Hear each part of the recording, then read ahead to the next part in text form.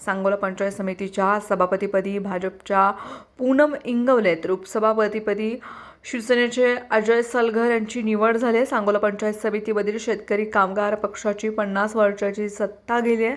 त्यानंतर पदाधिकाऱ्यांच्या सत्कार समारंभात बोलताना शहाजी बापूंनी शेकापवरती तोफ डागले।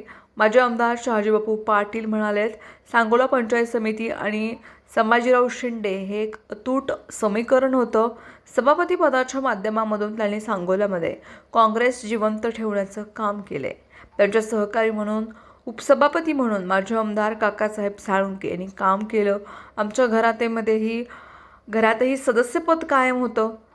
संभाजीराव शेंडेंचं सभापतीपद काही राजकीय उलाढालीनं गेलं आणि मला दीपक साळुंखेंचा आज अभिमान आहे की ज्या गावचं सभापतीपद गेलं होतं त्याच गावात 50 वर्षानंतर सभापतीपद आम्ही देऊ शकलो, हा भगवंतानं दिलेला सर्वात मोठा आशीर्वाद आहे, असा विश्वास शहाजी पाटील यांनी व्यक्त केला आहे। ते म्हणाले, पालकमंत्री जयकुमार गोरे यांनी सर्व निर्णय हे समजुतीने घेतलेत, त्यामुळे आज हा गुलाल आपल्याला उधळायला मिळाला आहे। राजकारणात मागं पुढं सरकल्याशिवाय यश मिळत नाही।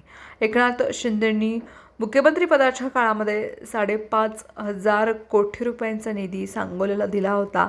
ज्यावेळी महायुतीच्या पक्षामध्ये मतभेद झाले त्यावेळी सांगोला तालुक्याचं नुकसान झालेलं आहे। म्हणून सर्वांनी आपल्या समोर कोण आहे याचं भान ठेवून निर्णय घेतले पाहिजेत।